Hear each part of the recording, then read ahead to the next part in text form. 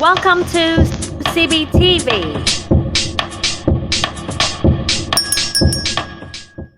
Is your love still alive? When you look at your closest relationship, you may feel you can no longer recognize the person you once fell in love with. They seem to have disappeared or turned into something completely different. Everything has changed. Difficulties and misunderstandings have arisen. Perhaps neither of you have been skillful enough in your way of thinking and your way of speaking and behaving, and you have neglected your relationship. Through your thoughts or unskillful words and action, you've unintentionally hurt each other so often that you no longer look at or talk to each other in a loving way. You've made each other suffer too much. It may seem that the love you once shared has gone, but just as the icon is still there in the oak tree, the love of yesterday is still present today. It is always possible to revive your relationship and rediscover the person you once loved. Looking with the eyes of silentness, you will see the person you once fell in love with is still there. A middle-aged couple in France once came to visit me in Plum Village and told me their story. When they were first together, they were deeply in love and wrote each other the sweetest and most tender love letters. In, the, in those days, it was very special to receive a letter in the mail. People listened eagerly for the postman footstep in case he had a letter for them. Everyone treasured their love letters and kept them in a safe place so they could be read over and over again. This particular lady stored all her love letters in a cookie tin, a typical French LU biscuit box, which she stored away in her wardrobe. When we first fall in love, we all we want to do is look the other person in the eyes and feel their presence close to us. We don't want to eat or drink or even sleep. Just looking into their eyes is enough to survive on. But if we don't know how to take care of our love or nurture our relationship, before long we don't feel pleasure looking at our loved one anymore. On the contrary, just looking at them makes us suffer. We would rather check our phone for messages or watch television even if we don't particularly like what is on, because it's still better than switching off the TV and being confronted with the reality of the other presence. This was the case for the French couple. Over the years, their love has faded. One day, the man had to go away on a business trip and was gone for a few days.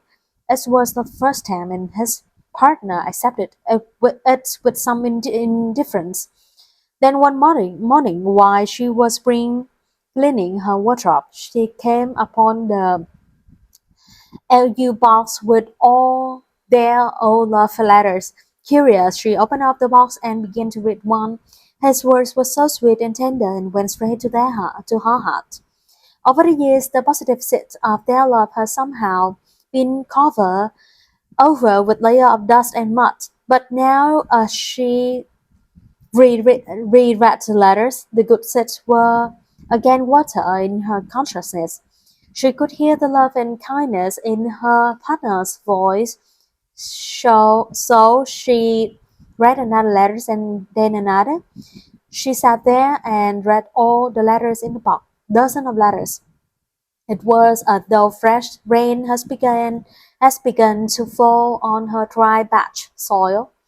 She wondered what had become of their beautiful love. Of all those happy days together, she remembered that she used to write him letters too.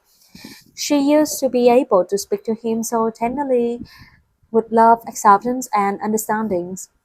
Having read all the letters, she felt a strong desire to reconnect with the person she fell in love with all those years ago. So she sat down, took out a pen and paper, and wrote to him. She was able to use the same tender and sweet language as in the past. She reminded him of the many beautiful times they had spent together, of their special intimate connection, and expressed her wish to renew and refresh their love. She put the letter in an envelope and left it on his desk. A few days later, her partner called To let her know he would have to extend his trip. She replied with such trust and love in her voice, he was startled. If you need a few more days, darling, please stay. But try to come back as soon as you can. It has been years since she had spoken to him in such a kind tone of voice. When he got home, he found her letters on his desk. He stayed there silently a long time. All the good seeds that had lain dormant for so long were watered as he read her letter. When he came out of the room to greet her, he was a different person. Her gentle, compassionate, and loving words had softened and opened his heart towards her again. After such a long time, he felt seen, appreciated, and loved. Reconciliation has taken place, and they were able to rediscover each other, renew their relationship, and revive their love. Thanks to impermanence, everything is possible. Love is something alive and it needs to be nourished. No matter how beautiful our love is, if we don't know how to nourish it, it will die. We need to learn how to cultivate our love garden so that our love story can become a long love story. Don't think that our love has died. The person you fell in love with has not disappeared. They're still there waiting to be rediscovered. Life is precious. You are alive now, and you should not miss the opportunity to restore and refresh your love. Mindfulness can produce miracles. When you can recognize your loved one's wonderful qualities and you can feel and express your gratitude, when you can communicate using love and speech and deep listening, you will be able to restore your love and rediscover the beauty in your relationship. Later, when you turn into rain, you will have no regrets. The truth is that suffering and happiness into are. There cannot be one without the other. It is thanks to overcoming difficult moments in our relationship that we can deepen our love. And the good news is that suffering and happiness are both impermanent. That is why the Buddha continued to practice even after he has attained enlightenment. He continued to make good use of suffering to create happiness.